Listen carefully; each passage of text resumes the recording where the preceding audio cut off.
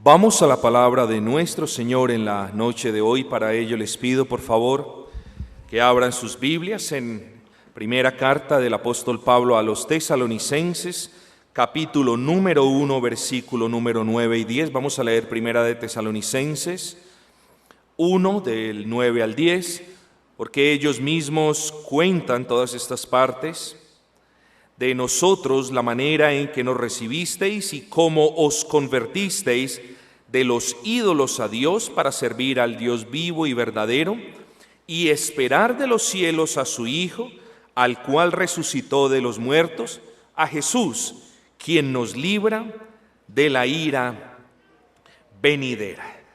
Queridos hermanos, estamos frente a un par de versículos y Dios mediante, en la noche de hoy vamos a tratar con la ayuda de nuestro buen y santo Señor de exprimir todas las verdades allí condensadas, inspiradas por supuesto por el Espíritu Santo. Así que el título que nosotros tenemos para el estudio de esta noche es sencillamente ¿para qué somos convertidos? ¿O para qué somos salvos? ¿Cuál es el propósito? Fíjense, y estoy seguro de que lo pudieron haber notado, y mientras cantábamos el himno 62, en la segunda parte dice: Dios os llama, Dios reclama vuestras fuerzas, vuestro ser. Eso hacen aquellos que son por la gracia de nuestro Señor, redimidos por la sangre del Cordero. Entregan todo su ser a nuestro bendito Señor y Salvador. Así que vamos a hacer un recorderis muy rápido. Si ustedes habrán prestado atención en el primer estudio, nos adentramos mucho, estudiamos mucho ese trasfondo sociocultural, político. En la segunda hicimos un resumen un poco más breve y ahora va a ser la última vez, pasando solamente por unos versículos y de aquí en adelante ya continuamos. Versículo 3, acordándonos, dice la Escritura, sin cesar delante del Dios y Padre nuestro, de la obra de vuestra fe, del trabajo de vuestro amor y de vuestra constancia en la esperanza. Recuerden lo que dijimos, aquí podemos ver la gracia del Señor, o decíamos tres gracias: fe, amor y esperanza. Y esta gracia se constituye en el motor, si usted lo quiere ver de esa manera, en el motor que produce la fuerza o en el generador que produce la electricidad. De cualquier manera, estas gracias eran el motor, por así decirlo, de las obras y del buen testimonio de los tesalonicenses. En otras palabras, sin la obra del Señor en ellos, sin la gracia de Dios en ellos, el apóstol Pablo se hubiese podido referir a los tesalonicenses de la manera en que lo hizo. Aquí vemos la gracia del Señor de manera fidedigna. Versículo 4, porque conocemos, hermanos amados, de vuestra elección. Y de eso hablamos también de una manera breve, porque ya este tema lo estudiamos en pasadas ocasiones. Y solamente a manera de recorderis decíamos que el decreto divino, en lo que respecta al hombre, tiene dos caras, si es que puedo hablar de esa manera. La parte positiva es la parte de la elección, la parte negativa, si se quiere ver así, la parte de la reprobación. Entonces, cuando hablamos de predestinación, hablamos de un acto que antecede, pero en cierta manera la causa lógica o la consecuencia lógica de la predestinación es solamente uno de dos caminos: o la elección o la reprobación. Y dijimos, la elección es simplemente Dios salvando a quien Él quiere, y que la reprobación es simplemente Dios pasando de quien Él quiere. Dejamos muy en claro que en lo que respecta a la reprobación del hombre, Dios no influye de manera negativa en el hombre, simplemente no lo toca como nos ha tocado a nosotros por medio de su Santo Espíritu, simplemente pasa de él. Entonces el hombre, dejado en sus propias fuerzas y con sus propias emociones y su propio ánimo, simplemente puede escoger lo único que el hombre sabe escoger por naturaleza, que es, hacer el mal y continuar en oposición a Dios. Así que esas son las dos caras, por así decirlo. Entonces dice el apóstol Pablo, conocemos muy bien Amados, de vuestra elección vimos las marcas de la elección.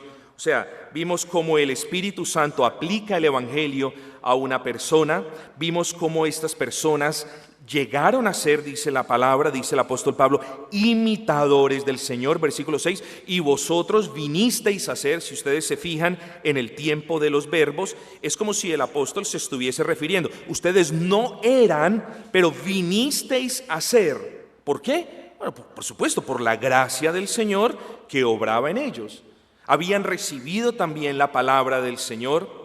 Y la cuarta marca de la elección soberana era su testimonio. Lo dijimos una y otra vez. La persona que es escogida para salvación y que en cierto momento de su vida, por la gracia del Señor, le da la espalda al pecado y mira a Cristo, es una persona que tiene testimonio. Si bien nuestro testimonio se ve afectado de uno o de otro modo en un tiempo o en otro, es también ciertísimo que el testimonio de un cristiano es constante. El testimonio de un cristiano es constante. No es como la ola del mar que va y viene, mis amados hermanos. Hablamos también del carácter evangelista, de cómo estas personas habían recibido el Evangelio, pero no se habían quedado con el Evangelio. Es decir, habían recibido bendición de parte del Señor, alguien les había predicado el Evangelio y ahora estas personas, ¿qué hicieron? Bueno, lo mismo. ¿Recuerdan ustedes el pasaje? De gracia recibisteis, ahora dad de gracia. Bueno, estas personas, la gracia del Señor había obrado en ellos, habían recibido gracia, ¿qué podían hacer? Solamente dar gracia.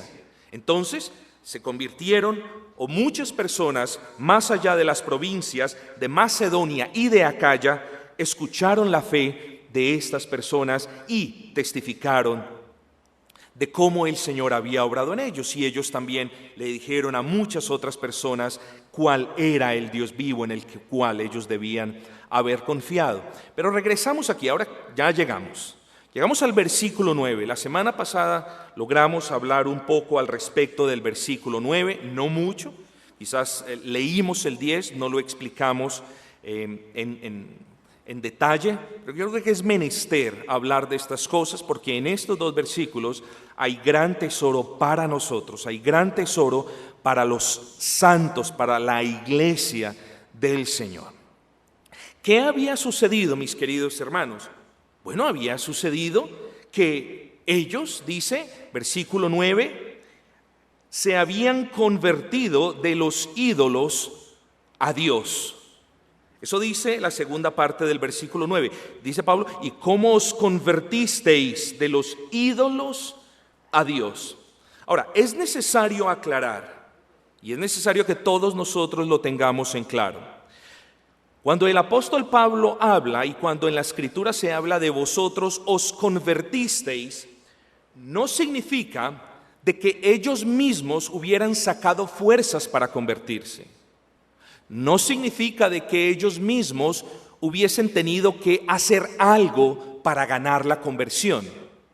Lo que la Escritura quiere decir cuando dice vosotros os convertisteis es lo siguiente: es vuestra responsabilidad darle la espalda a los ídolos y al pecado y mirar con los ojos de la fe a Cristo. Pero pastor, volvemos a lo mismo, es una referencia circular. ¿Cómo vamos a hacer eso? No, es el Señor, obra en nosotros y ahora por su gracia nosotros le damos la espalda a nuestra vana y vieja manera de vivir y podemos mirar a Cristo y venir a Él. Entonces el punto es este. La causa de la conversión del ser humano es el amor de Dios, sin lugar a duda alguna. La conversión del ser humano, la conversión del creyente, se origina, si es que puedo hablar de esa manera, en la eternidad pasada, en el corazón de Dios, no en el presente ni no en las obras de los hombres. Lo que la Escritura dice, insisto, es que es responsabilidad del hombre volverse. Dios no se convierte por el hombre, ¿me entienden? Dios no fuerza al hombre a que se convierta. No, Dios trae la gracia, Dios regenera el corazón, Dios inyecta, implanta las verdades, las gracias salvíficas de la fe y del arrepentimiento, y entonces la persona por primera vez hace algo bueno y agradable delante del Señor, que es darle la espalda al pecado y venir a Cristo en fe y pedir perdón. Entonces, a eso se refiere la Escritura. No es que ellos mismos ejercieran su propia conversión, porque dice la Escritura, ¿acaso el animal pintado puede quitar o cambiar sus colores? ¿Acaso una persona puede cambiar el color de su piel? De la misma manera, exactamente, de la misma manera, ni tú ni yo, querido amigo y hermano, podemos perdonarnos, podemos regenerarnos, podemos cambiarnos. Yo usualmente, y ustedes me excusan, me sabrán excusar, cuando hablo de mi testimonio personal, las personas dicen, uy, pero tú tuviste que hacer un esfuerzo muy grande. Y la verdad es que me cuesta dificultad explicarle a estas personas que yo no hice absolutamente nada al respecto, que fue el Señor que obró en mí. Y cuando las personas preguntan, oye, tú llevas tantos años andando de manera correcta, en contraposición con la manera como andabas, y yo les digo, mira, mis amados, el ser humano puede hacer esfuerzos grandes por abstenerse de pecar. Eso puede hacer cualquier ser humano, regenerado y no regenerado. Puede abstenerse en sus fuerzas de pecar. Aquí el cuento, o aquí el meollo del asunto, no es abstenerse de pecar, digámoslo así, teniendo deseos y absteniéndome de eso que quiero. Aquí la gracia se puede ver no en el tiempo en el que uno deje de pecar, sino en el que el pecado ya no le atrae a uno. Ahí está el meollo del asunto, mis amados. Ahí está la gracia del Señor. La gracia del Señor no está en el inconverso que está aquí con las manos, ay, yo quiero ir y se aguanta todo el día. Ahí no está la gracia del Señor. La gracia del Señor está en el que cuando el Señor obra en el corazón de alguien, ahora la persona ve el pecado, puede que vengan pensamientos, pero el hombre ya no es atraído por el pecado como lo era antes. Así que eso significa, o esto quiero hablar acerca de la conversión. Versículo 9, y como palabras de Pablo os convertisteis de los ídolos a Dios. Eso significa, la conversión significa de que Dios los había elegido para vida y de que en virtud de esa elección y de la gracia soberana, Dios había obrado en ellos. Dios había hecho en ellos por medio de su Espíritu Santo, aquí voy a utilizar una palabra un poco técnica, y ustedes me la han escuchado decir antes, había obrado una paliagenesis, es decir, un nuevo génesis, un nuevo comienzo, un nuevo nacimiento. Esa es la regeneración, mis amados hermanos. La regeneración no es, yo tuve una experiencia hermosa con Dios, o yo sentí algo y yo creo que ya soy convertido. La regeneración parte de una nueva creación, queridos amigos y hermanos. La regeneración, la conversión es una nueva creación. Pero fíjense ustedes, dice, ¿y cómo os convertisteis de los ídolos a Dios? Esta palabra convertisteis en el original griego se traduce como epístrefo y simplemente el significado es se dieron la vuelta. Por eso ustedes me escuchan muy a menudo, en especial los días del Señor, cuando predicamos desde la perspectiva evangelística, me escuchan explicar que el arrepentimiento, claro, no solamente es un cambio de mente y un cambio de pensar acerca de Cristo, ahora lo veo como mi Rey, mi Señor, mi Salvador, sino también un cambio de vida. Es imposible, totalmente fuera del contexto de las Escrituras, decir que el Señor le ha concedido la gracia a una persona y que la persona vea a Cristo como su Salvador, pero no como su Señor. Me explico, es una posición muy conveniente. Cristo me salva, pero yo sigo viviendo la vida como yo quiero. No, cuando Cristo salva, Cristo se constituye en el Salvador y en el Señor. Es imposible que Dios me salve para yo continuar viviendo como hasta ese punto vivía. Y precisamente, mis amados hermanos, a partir de esa idea vamos a desglosar la enseñanza o el resto de enseñanza en la noche de hoy. Vosotros os convertisteis, le disteis la espalda a vuestros ídolos. Amados hermanos, muchos de nosotros venimos de ese contexto de venerar y adorar imágenes, estatuas, estampas. Muchos de nosotros venimos de ese trasfondo idólatra. Estos tesalonicenses también se parecían a nosotros, adoraban dioses con D minúscula, adoraban cualquier otra cantidad de personajes aún humanos. Y no se distancia esto del trasfondo católico romano, lo digo con respeto, del que vienen muchos amigos, muchas personas.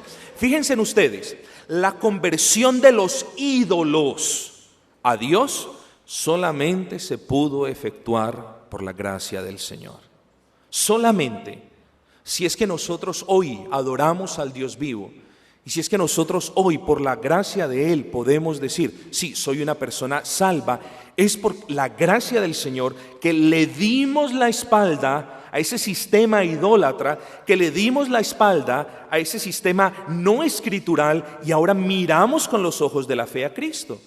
Así que, queridos hermanos, quienes de ustedes todavía estén batallando en medio de ese sistema idólatra católico romano, rueguen al Señor para que Él les conceda la gracia. Solamente la gracia del Señor puede hacer que usted, como dice la Escritura, puede hacer que usted le dé la espalda a los ídolos y, como dice la palabra en el versículo 9, para servir al Dios vivo y verdadero. No le puede, y esto quiero ser claro contigo, y lo digo en el amor del Señor, no le puedes servir al Señor siendo un idólatra. Todo servicio que tú hagas siendo un idólatra no es válido para el Señor. Bueno, pastor, como yo no soy católico romano, entonces eso no cuenta. Sí, eso sí cuenta para ti. Tú puedes ser un idólatra del dinero. Tú puedes ser un idólatra de tu trabajo. Puedes ser un idólatra aún de tus hijos y las esposas de sus esposos y viceversa. Podemos ser idólatras de lo material. Podemos ser idólatras de los puestos o de las posiciones o del qué dirán. O sea, podemos convertir cualquier cosa en un Dios al que estemos adorando. Dice, cualquier servicio ofrecido al Dios vivo mientras estamos en idolatría o mientras adoramos a alguien que no sea el Dios vivo, no es acepto, mis amados hermanos. Así que creo que nos debemos examinar. Venimos al punto donde nos preguntamos acerca de los tesalonicenses, bueno, ¿para qué fueron convertidos? Y si ustedes me acompañan a recorrer las hermosas sendas de la transición que hay en el versículo 9 y 10, allí vemos la respuesta de una manera clara y evidente. Fíjense en ustedes. ¿Y cómo os convertisteis de los ídolos a Dios? Dice, para servir al Dios vivo y verdadero. Ese es el primer propósito, querido amigo y hermano, por el que somos salvos por la gracia del Señor. Somos salvos, o tú, querido hermano, eres salvos para que sirvas al Dios vivo y verdadero.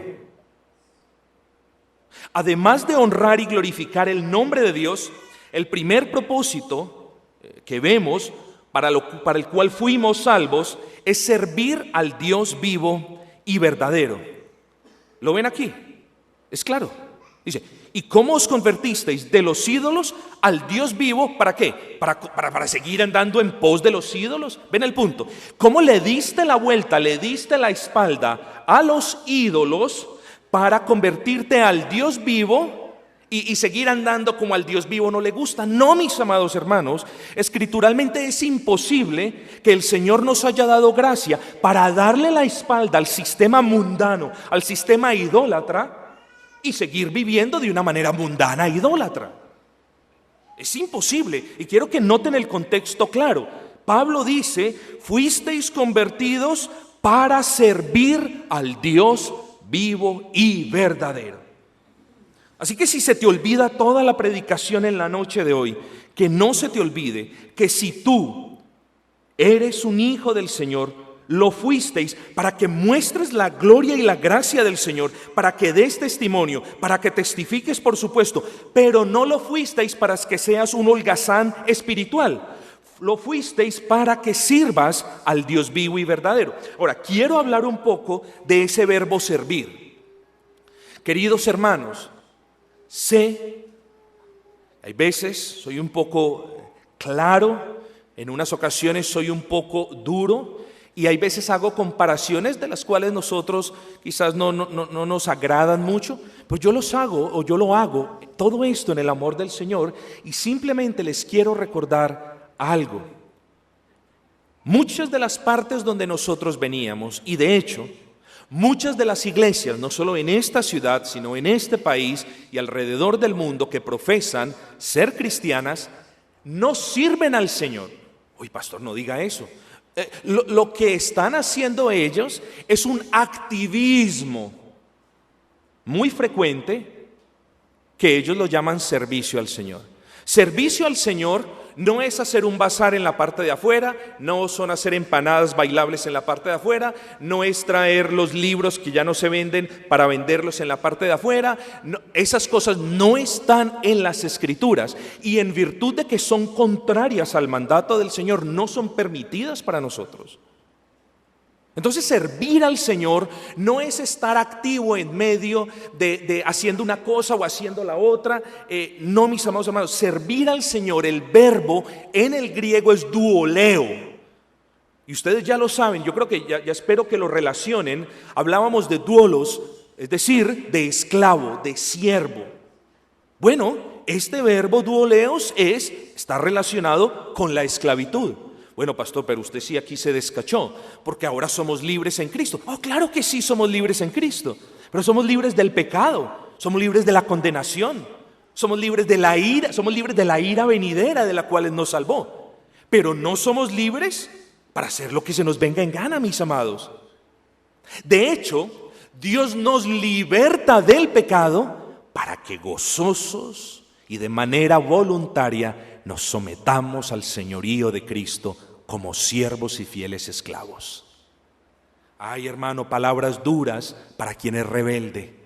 Palabras duras para quien es rebelde esta. Somos esclavos de Cristo literalmente.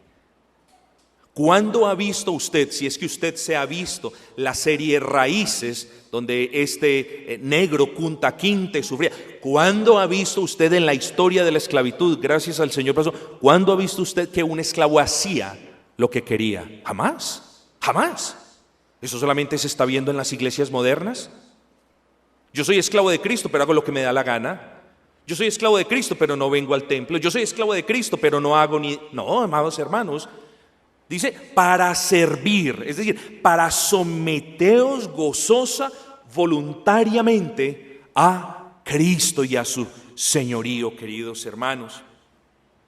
Este verbo trae la idea o comunica la idea de renunciar a los derechos que uno pueda poseer y de someterse o de obedecer a quien posee esos derechos. Yo le hago una pregunta a usted, querido amigo, y se la hago en el amor del Señor. ¿Quién pagó por sus pecados? ¿Quién murió por sus pecados?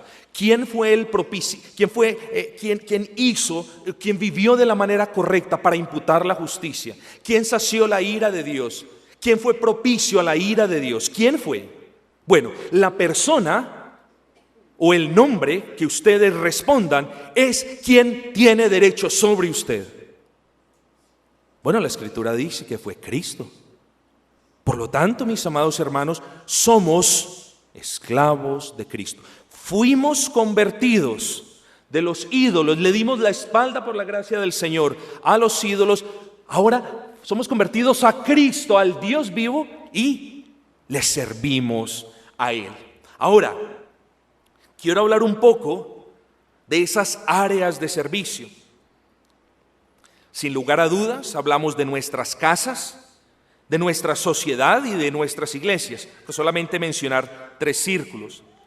En nuestras casas, ¿le sirves tú al Dios vivo? Pastor, pero ¿cómo yo puedo saber si le sirvo o no?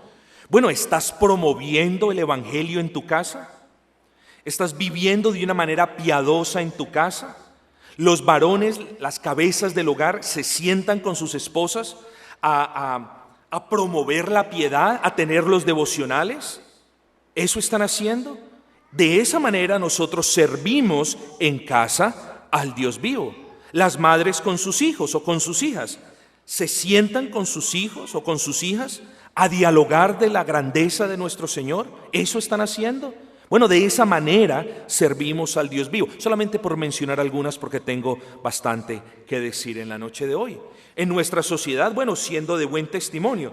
Pero yo quiero centrarme, y ha sido muy providencial que nosotros hayamos leído Nehemías, el capítulo último, que es el 13. Es muy providencial que nosotros hayamos leído este capítulo, porque quiero centrarme en el servicio nuestro en la iglesia.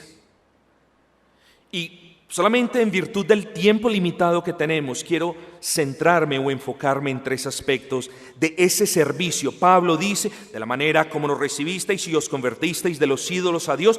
Primer aspecto, fuimos convertidos para servir a Dios. ¿Cómo?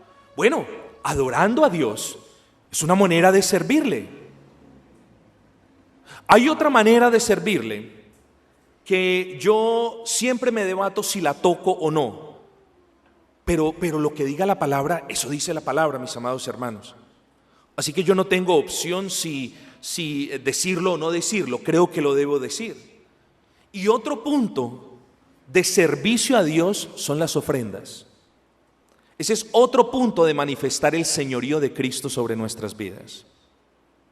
Otro punto, evangelizando.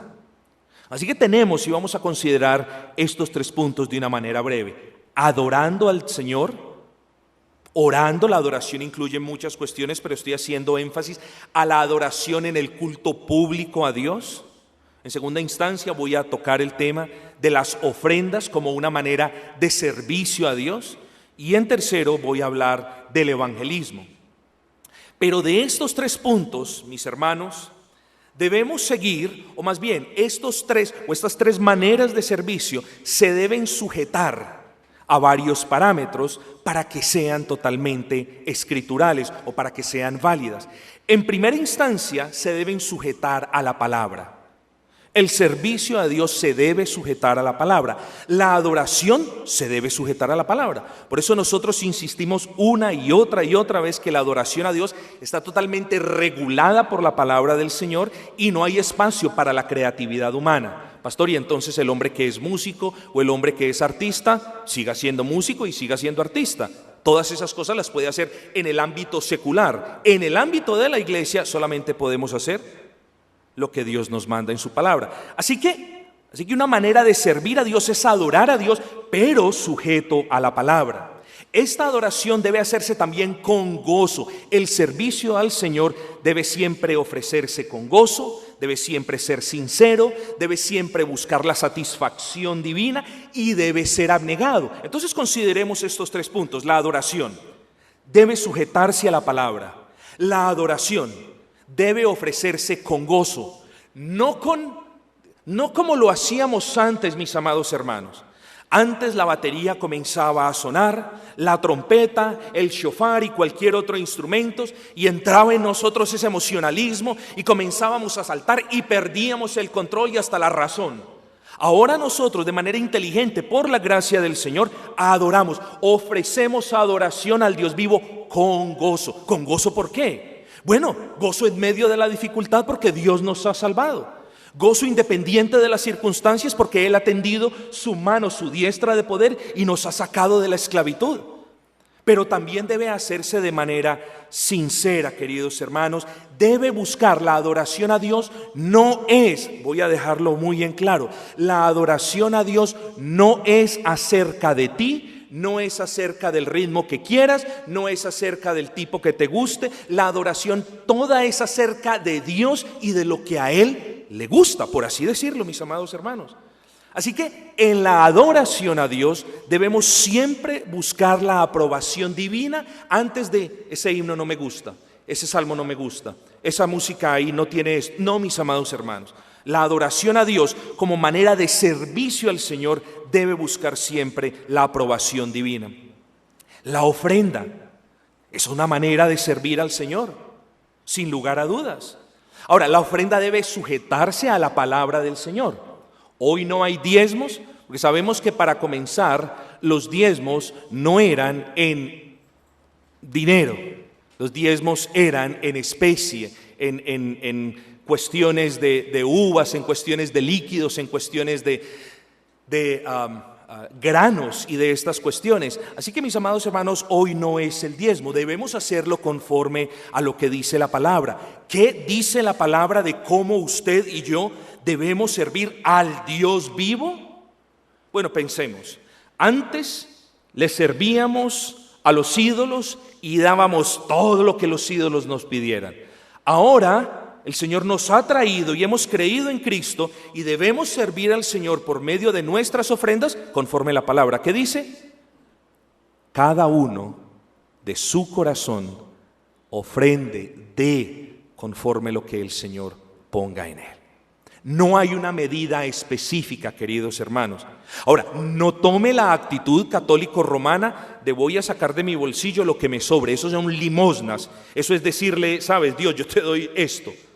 El señorío de Cristo nosotros lo expresamos ofrendando conforme el Señor nos ha dado. Ahora, si somos honestos, mis amados hermanos, creo que el Señor nos ha dado mucho más de lo que merecemos y el Señor no nos pide que todo se lo demos a Él. Solamente nos pide que nos acordemos cuán grandes cosas ha hecho Él con nosotros y para nosotros, y que nosotros, conforme lo que el Espíritu obre en el corazón, le ofrendemos de manera libre y voluntaria. La ofrenda debe hacerse con gozo siempre, sin esperar nada a cambio. Tiene que ser así. Y debe buscar la satisfacción divina. Debe también ser abnegada o sacrificada. Tengamos pues cuidado. Ahora, el evangelismo es una manera de servir a Dios. Debe sujetarse a la palabra. Pastor, yo tengo una idea. Quiero hacer una representación teatral con los mimos y quiero tocar una pequeña cancioncita para que las personas entiendan el evangelio. Bueno, no, mis amados hermanos. Si vamos a servir al Dios vivo, lo vamos a hacer como el Dios vivo ha estipulado en su palabra. Así que el evangelismo debe sujetarse a la palabra, el evangelismo debe hacerse o debe ofrecerse con gozo, debe ser sincero sin lugar a dudas, debe también ser abnegado. Está haciendo calor, está haciendo frío, entonces no voy. No, mis amados hermanos.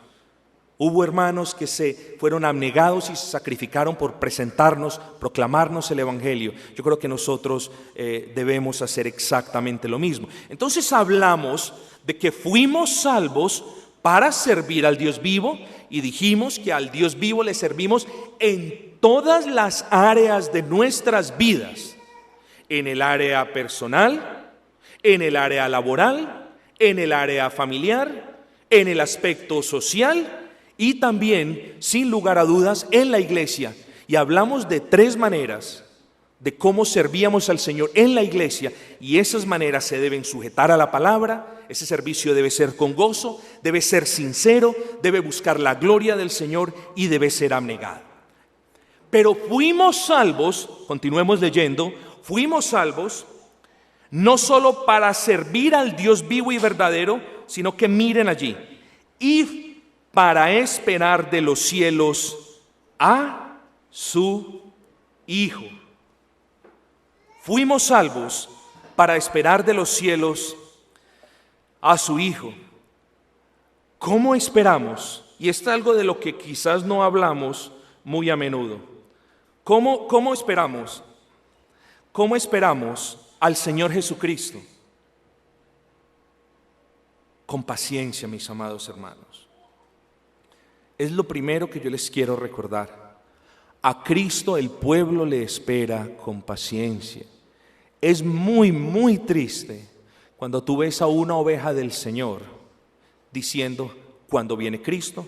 Cristo viene tal día, a mí me dijeron, yo vi esto, vi lo otro, el predicador dijo aquello, No, mis amados, siempre lo he dicho, siempre lo he dicho. Parece que el Señor, y lo digo con respeto, parece que el señor Armando Alducin no encuentra nada de qué predicar, sino de cuándo va a venir el Señor Jesucristo. Parece que la Biblia de él solamente tuviera Daniel, Mateo y Apocalipsis. Parece que no tuviese nada más. Y lo que el señor Alducin no se ha dado cuenta es que está intranquilizando al pueblo del Señor. Yo les advierto, yo les exhorto a continuo a que estemos esperando a Cristo, Pero yo no puedo estar poniendo fechas y atando cabos y intranquilizando al pueblo del Señor. A Cristo lo esperamos con paciencia, mis amados hermanos. Y a pesar de la paciencia con la que tenemos que esperar a Cristo, también lo debemos esperar con certeza. Es una de las cosas que también se le ha olvidado al pueblo del Señor. Fuimos salvos para servir al Dios vivo todos los días de nuestras vidas, y mientras servimos, vamos esperando el regreso del Dios vivo, mis amados hermanos. No puede haber cristiano, o no debe haber, no me lo imagino, cristiano sobre la faz de la tierra que no esté esperando el glorioso retorno de Cristo. Ahora, ustedes me han dicho, o ustedes me han escuchado decir, es necesario que aún acontezcan muchas otras cosas antes de la manifestación del hombre de iniquidad o de maldad. Lo que yo no he dicho es que esas cosas no pueden suceder en un tiempo corto. Y sí que pueden sucederlo, mis amados hermanos. Así que no nos confiemos, estemos alertas, como dice la palabra, para que nadie nos engañe, pero tengamos la plena certeza de que Cristo vuelve. ¿Y saben por qué? Porque Él no es hombre para que nos haya mentido en su palabra, ni es hijo de hombre para que haya dicho yo regresaré y después digan mejor no voy a regresar. No, mis amados hermanos, el Cristo que ascendió a los cielos en gloria, mientras los discípulos estaban reunidos, es el mismo Cristo que regresará en gloria, en honor y en poder. Pero no va a regresar como el siervo humilde, sino como el Rey y el Dios de justicia. A ese Rey y Dios de justicia debemos esperar con plena certeza. Pero mis amados, el punto del apóstol Pablo a los tesalonicenses era que Dios había obrado en ellos para que éstos le sirvieran y para que lo esperaran. Pero para que lo esperaran, escúchenme en esta palabra, preparados, viviendo una vida piadosa, en piedad, mis amados hermanos, sin mordernos los unos a los otros, sino amándonos y soportándonos en el amor del Señor los unos a los otros. Debemos estar preparados en todo momento para el regreso del Señor, mis amados hermanos. Sin lugar a dudas, debemos estar andando en santidad. Debemos estar avanzando en nuestra santificación. Debe haber un cambio progresivo de menos a más o de mejor a más excelente en cada una de nuestras líneas de tiempo, mis amados. En otras palabras, lo que les quiero decir es que el cambio en nosotros debe notarse. Debemos estar asemejándonos más y más a Cristo. Mis amados, yo no quiero que esta predicación se convierta en algo etéreo. No. ¿Qué quiero decir cuando nos debemos asemejar más a Cristo? Cuando yo digo nos debemos estar asemejando más a Cristo, me refiero es en que todos los días debemos poner y mortificar este cuerpo de muerte. Todos los días debemos batallar contra este cuerpo de muerte. Y como lo decía aquel famoso puritano John Owen, si tú no mortificas este cuerpo de muerte te va a mortificar a ti. Mis amados hermanos, dice, fuimos convertidos para servir al Dios vivo y para esperar el regreso del Dios vivo. Somos salvos, mis amados hermanos. Vamos a leer el versículo 9 otra vez. ¿Y cómo os convertisteis de los ídolos a Dios? Dice, para servir al Dios vivo y verdadero y para esperar de los cielos. ¿A quién? A Cristo. Somos salvos por ese Cristo, mis amados hermanos, Él que dice, el que resucitó de los muertos. Piensen esto. Cuando muchas personas hablan de Cristo, lo que quizás no tenemos en mente muy a menudo es que Cristo es Dios omnipotente, omnisciente, omnipresente, de que Cristo es soberano. Muchas personas no piensan en la infinidad, en la inmensidad del Cristo cuando vino a la tierra. Cristo no perdió ninguno de sus atributos divinos, mis amados hermanos, aún mientras vivía en cuerpo. Cristo es grande y es Señor. Y ese Dios se hizo hombre y a ese Dios se le dio el nombre de, o él mismo se llamó Emmanuel, que significa Dios entre nosotros. Ese mismo Dios que bajó fue el mismo Dios que vivió sin pecado alguno, por supuesto que sí, si no, no hubiese sido Dios. Y ese mismo Dios que vivió sin pecado alguno fue el que murió para saciar la ira de Dios. Fue el mismo quien fue crucificado para llevar la carga y las consecuencias del pecado. Y ese mismo Dios que descendió, que vivió de manera justa, que fue crucificado y que murió, ese mismo Dios fue enterrado. No hubo poder que pudiera tener al verbo, al logos de Dios en la tierra. Y dice, y Él se levantó de la tierra para enseñarnos que Él es Dios, que Él es vida y que nosotros, como se los he enseñado, en virtud de que estamos unidos a Cristo, también cuando muramos vamos a levantarnos de entre los muertos como lo hizo Cristo, si es que morimos antes de que llegue el Salvador. Queridos hermanos, fuimos salvos para servir al Dios vivo y para esperar el regreso del Dios vivo. ¿Somos salvos de qué? Dice, al cual resucitó de los muertos, a Jesús, quien nos libra de la ira venidera. Es increíble que muchos cristianos no sepan esto. Increíble. ¿Usted es salvo? Sí, ¿y de qué fue salvo?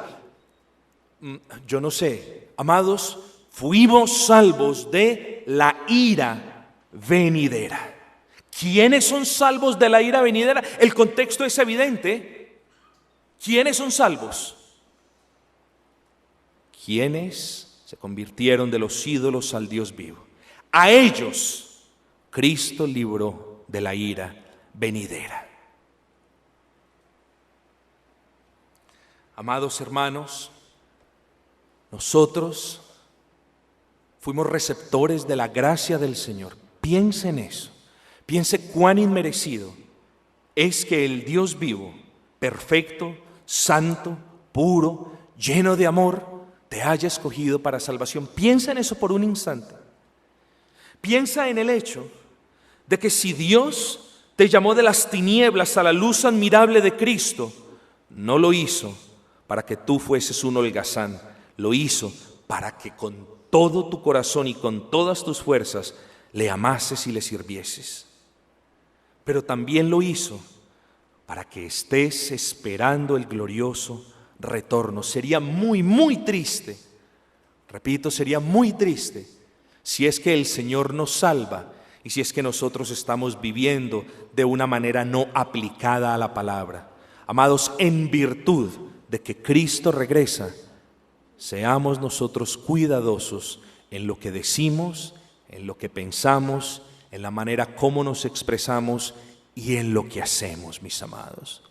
Que en todo momento el pensamiento de Cristo regresa esté en nosotros. Que nuestros corazones sean llenos de temor reverente, no de un temor, no, tiene que tener miedo aquel que no se ha convertido, porque sobre él vendrá la ira de Dios. Pero el verdadero creyente no tiene miedo, tiene temor reverente, que es diferente.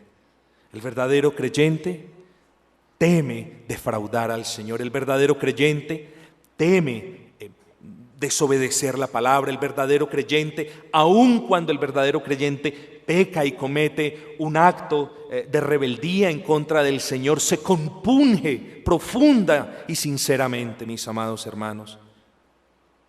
Esperemos al Dios vivo en santidad, queridos hermanos.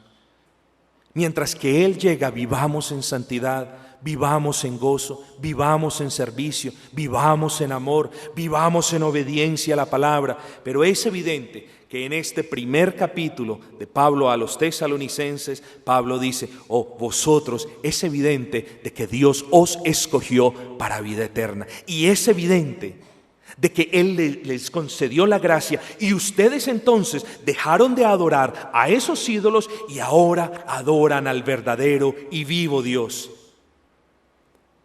pero no solamente le adoran, sino que le sirven y esperan su regreso. Mis amados, lo último que quiero decir es lo que decía hace poco. Cristiano cuando hablamos de un cristiano, presuponemos que hay fe salvadora. Tenemos que hacer eso. Y cuando la Escritura nos habla, fíjese cómo es de raro la profesión de fe de algunos cristianos. El cristiano dice, esto es palabra del Señor. El cristiano dice, Dios me habla por medio de su palabra. Y cuando el cristiano viene a su palabra y lee su palabra, y la palabra le ordena algo, o le ordena que cambie un estilo de vida que es contrario a ella, o le exhorta a que deje ciertas cosas, el cristiano continúa en ellas. Y la pregunta es, ¿por qué? Bueno, en muchos casos es porque no ha habido fe y no toma la palabra como la palabra del Señor. Esta palabra, mis amados hermanos, es la que nos dice de que Cristo va a regresar. Y no creer que Cristo va a regresar, o no estar en espera de Cristo, es en cierta manera desobedecer lo que la palabra nos dice. Así que, sin emocionalismo, sin sensacionalismo, sin pompa, sin especulación, yo les llamo, creyentes de gracia redentora, a que con sus vidas en santidad, sirviendo al Señor, estén esperando el regreso de aquel Dios que se hizo hombre y murió en la cruz del Calvario por ustedes, de aquel Dios que se hizo hombre y fue muerto, enterrado y que al tercer día se levantó para darles vida a ustedes. Piensen en ese Dios que algún día descenderá de los cielos para llevarlos a ustedes.